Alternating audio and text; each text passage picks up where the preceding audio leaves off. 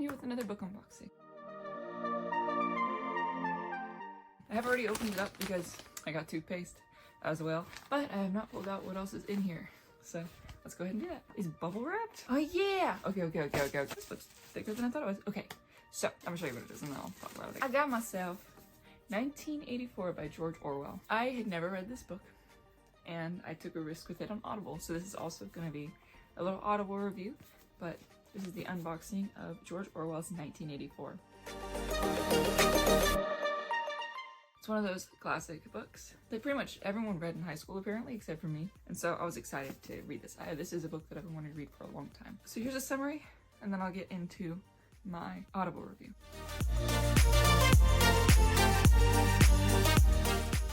So I listened to 1984 as an audiobook, but it wasn't like a normal audiobook. It was kind of like, if you remember my review of Temporal, it was kind of more cinematic, like a podcast, I guess. Yeah, I don't know. I don't listen to podcasts, but that's what I can only describe it as because that's my biggest guess. If I remember correctly, it was narrated by Tom Hardy, who is Eddie in Venom. But like in the end, it said that, I think it said someone else was Tom Hardy, and I was like, okay, maybe I was wrong.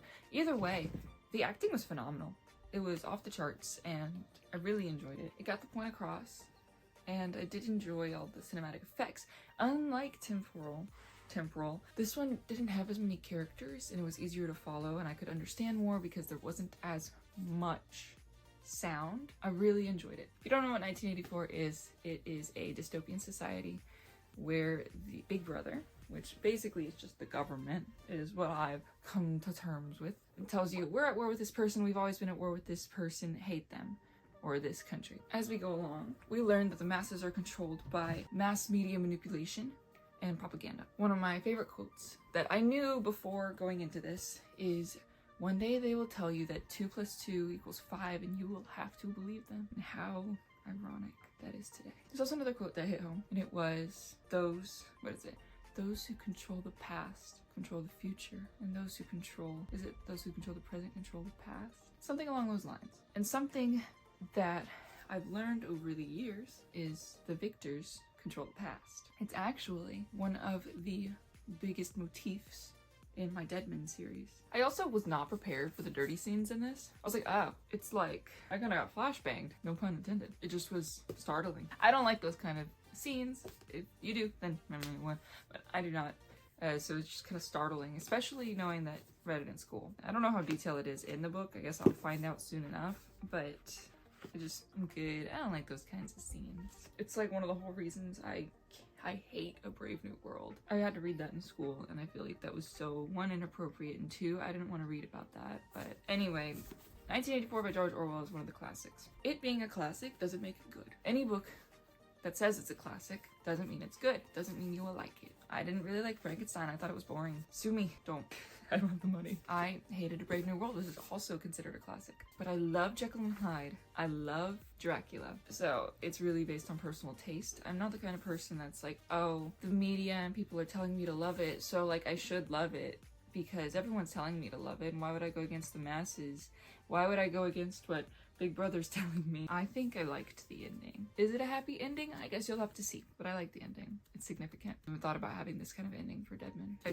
I have such an urge to open up the back of this book and see if there's any more description on the ending, because I'm holding on to hope, because the day is here where they tell you 2 + 2 = 5 and you have to believe it. But something I found really interesting about this book is they're using simplicity. They're simplifying language, simplifying human emotions. The one issue that the government has, Big Brother has, is they cannot read your mind. They cannot control your thoughts.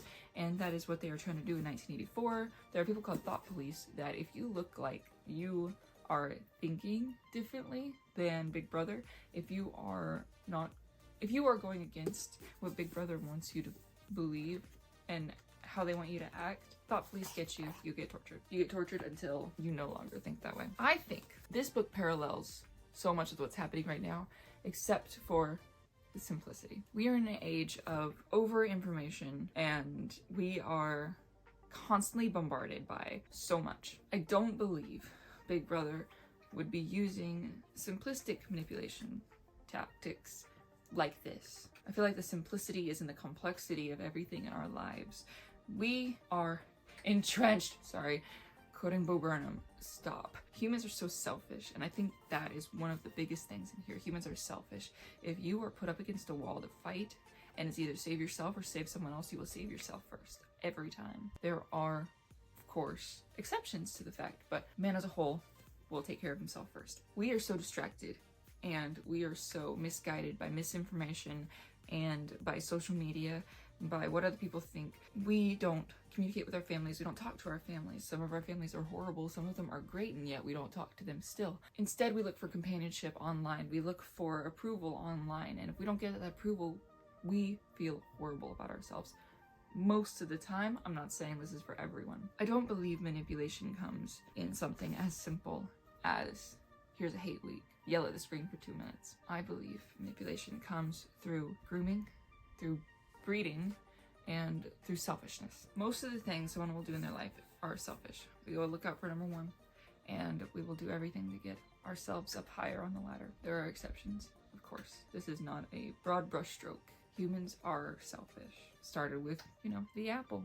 I want to be like God. Man's fall was the same as the devil's. I wanted to read this book because I thought it was important. I wanted to read Animal Farm because I thought it was important. I haven't read it, but I bought it. I want to read these classic dystopians because they are important. Everyone loves dystopians until they start applying it to, the real world, and they start looking at it differently. Have you ever looked at the Hunger Games? Really? The elites making us fight down here for their entertainment as they get richer off of our hubris? I don't know. This book poses a lot of thoughts, as do a lot of the classics, I will say. I think that's what people miss whenever they say the older books are better. That statement's not necessarily true. I have read a ton of newer books that are amazing, but I think that's what people mean when it comes to books like this. They're not pushing an agenda.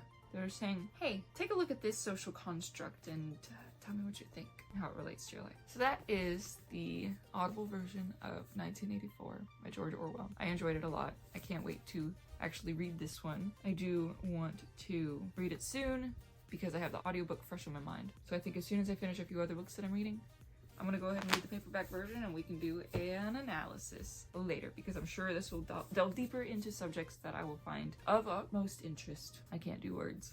So, as always, thanks for watching. See you in the next one. Get this on Amazon, I guess, because that's where I got it from. Bye.